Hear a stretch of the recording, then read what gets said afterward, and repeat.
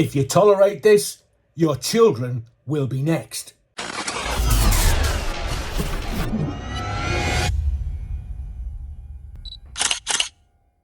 Hello, yeah, oh, it's going to be a wild ride today. Why is that, Adrian? Well, Tony Blackburn keeps pounding on. More news. Kate Garraway, is it crisis management or reputational risk? And Psychic Adrian is going to give you your future. It's wild this morning. Let me tell you more. There's been a radio silence. I'm hearing things, but as they're rumour, I'm not necessarily going to bring those rumours here until I get factual corroboration. But there's been radio silence from the BBC this week. I wonder why. There's the Director General giving a rousing speech to the troops on Tuesday and nothing. Nothing. Radio silence. It definitely means there's something going on at the BBC. They've either been told to stum or there's something going on that they can't talk about. What would that be? Well, Monday, licence fee goes up. £10.50. 160 odd quid a year for... Look, they're predicting that the licence fee could be as much as 200 quid a year by 2028. If it goes up exponentially, the same as it's gone up this year, the £10.50, it could reach £200 a year by 2028. Is that what you want to pay? It's a tax. It's not a licence. It's a tax.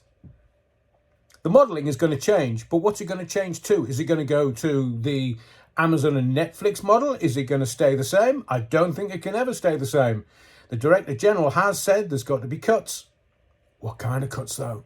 Is it going to be regional radio, not local radio? Is some of the national radio stations going to go? Or are they going to start cutting wages? As they should. We don't know. But there is one thing that I'm very curious about. You know, this legacy programming, all the archive programs and footage and news and stuff that our taxes have paid for time immemorial, certainly mine in the last 50 years. What's going to happen with that? That should be given free because our taxes have already paid for that. We've paid for it, let it all be free. Now, can I tell you the good news about Tony Blackburn? What a joy, what an upset. Now, I'm not going to add to the weight that Zoe Ball's already under because she's dealing with a family emergency and quite rightly is taking some time away. But this morning, Tony Blackburn took over the Zoe Ball breakfast show on Radio 2. Now that's more what we want. Not that anybody's crowing about it because Zoe's dealing with the family emergency. But Tony Blackburn back on the breakfast show on Radio 2. Yes, please. Yes, please. Is the jewel in the nation's fabric being tarnished by the woke feckery? Let's just have common sense. Let's have radio programming by common sense. And do you know what? If there are presenters out there that can increase figures on the BBC, because it's going the commercial route very, very soon. There's a £90 million shortfall in their funding. So if it's going to go a commercial route, why can't we have audience figures dictating who can present radio? Oh, yes, please. It's going to drive a complete railroad through radio at the BBC because there's, in my view, and I've got 40 odd years doing commercial radio and BBC radio and speech radio and music radio and everyday part radio, my experience tells me there is some proper shite on BBC radio. It needs to have an enema to get rid of it all. And they're charging a lot of money, as in the people that are presenting that are woefully inept. In my view, let's have Tony Blackburn back on national radio at a time when I don't have to get up at some ungodly hour to listen to him. I don't want to listen to him on repeat or catch up or sloppy seconds. No, I want to be able to listen to him live. Ah, fabulous. The joy of joys. Anyway, talking of which, Kate Garraway's getting another column inch. Yeah, mucky tart, I didn't mean that. I meant that Kate Garraway, is it crisis management? Because, you know, this another documentary's been aired, which I watched the other night, so you don't have to. And, well, it feels like crisis management. It feels like somebody's gone, ooh, reputational risk here, we need to cover that off. So is what she's saying now Kate Garraway saving face? Just asking you a simple question, an obvious journalistic question that should be asked. So there's another column inch in the Sun today. Let's face it, Kate's not had a column inch for ages. Paid £16,000 a month for care for her husband, Derek Draper. Quote, I don't begrudge it. That's not what was coming across in the documentary. That's not what being promulgated within the mainstream media these past days in the lead up to the documentary, for publicity purposes, obviously. I don't begrudge it. That didn't come across.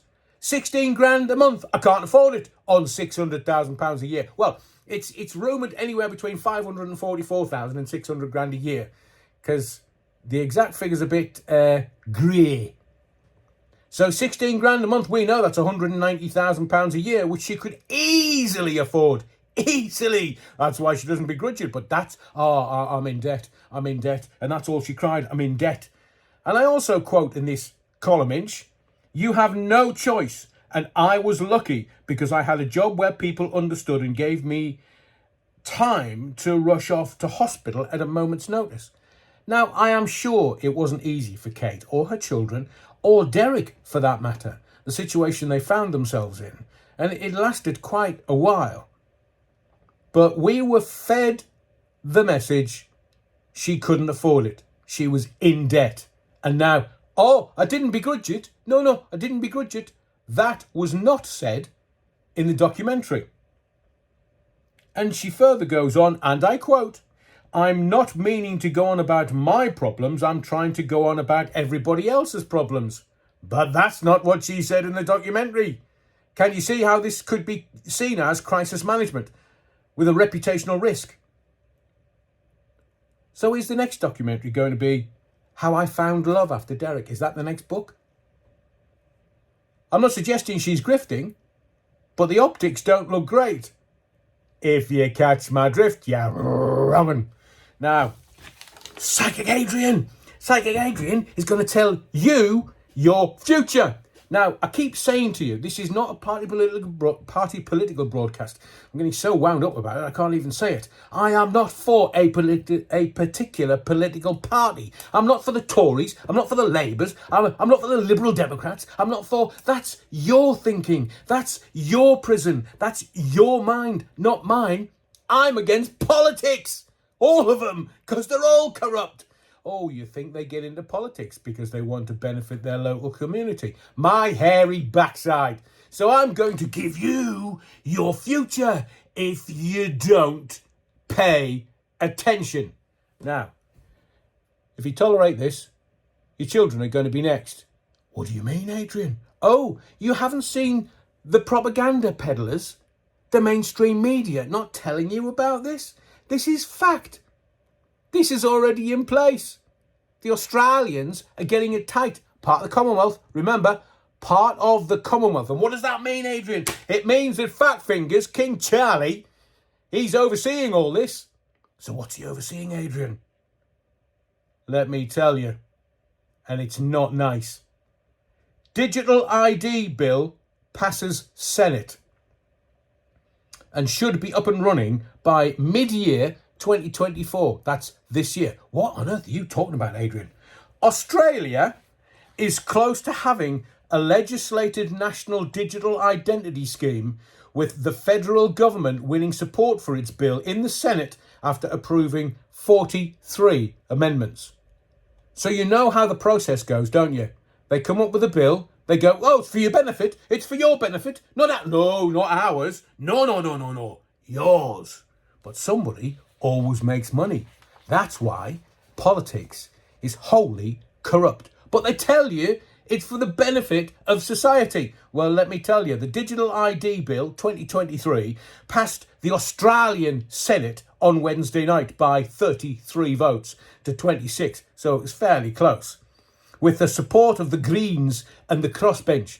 In other words, it was just politicians being politicians, using politics to benefit them It's the WEF agenda. Digital ID? Oh, you know what's coming, don't you? Because who's in power in Australia? I know what I've said, it's the Commonwealth. But do you know who's in power? Their Labour Party. Oh, Keir Starmer, is he scaring you yet? I'm warning you. I am warning you. And you can look at this video and others in a year or two. Make it 2 years' time. And you look at this and go, oh, he warned us. So this Digital ID Bill 2023 will now be returned to the lower house to be ticked off before passing into law. And let me quote you. This is from Finance Minister Katie Gallagher. Katie Gallagher. She said when introducing the bill to their house, this bill will provide Australians with the choice to use a secure, convenient and voluntary way to verify themselves when interacting with government and businesses online. There you go.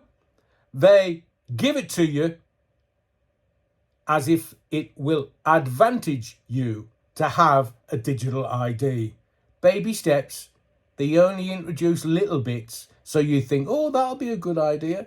And then 18 months, 2 years down the line, all of a sudden you can't travel, you can't buy things that you're not allowed to buy, you're going to be eating bugs and crickets, and you'll be staying at home because the government will say, your ID, you've been buying things that you weren't supposed to buy. You travelled when you weren't supposed to travel. So we're taking your digital ID off you, and how are you going to exist? You're not. So what does this mean for you? Let me tell you. Keir Starmer and his best buddy, Tony Blair. Tony Blair, who has consistently been calling for digital ID to be introduced in this country. Now, if you remember, the politicians, the corrupt, have already told China, no, you might have it in China, but you're definitely not overseeing our digital ID. So they're going to bring it in whether you like it or not. Digital ID introduced into UK law, Psychic Adrian, 2027, 2028. It's going to be all done and running by 2030. Oh, you don't know about Agenda 2030? Do your own research. Tony Blair is the evil establishment. Starmer is his puppet. Is Keir Starmer not scaring you yet? Tony Blair should. Can you not remember this picture? It's time to look at what the political corporation classes are up to. Open your eyes, open your ears and open your mind. Polling suggests Labour at the general election, they're saying, oh, it could happen in June, it could happen in October, could happen. Well, it's going to happen in 2024. There's going to be a general election and Labour could have a majority of over 200 seats. Do you know what that means? Oh, you're not been watching? It means that they'll railroad anything through to become law without you having any chance of saying, whoa, hang on a second, lads. Stop. We don't want digital ID. They'll railroad it through so that you have, before you have chance to dissent. It's going to be communism by the back door. And let's face it, the Commons, they're all backdoor merchants. My name's Adrian Allen. Don't forget to smash the likes. Make sure you're subscribed to the channel for more videos. But most of all, thank you for your indulgence. And don't forget the Bamberg.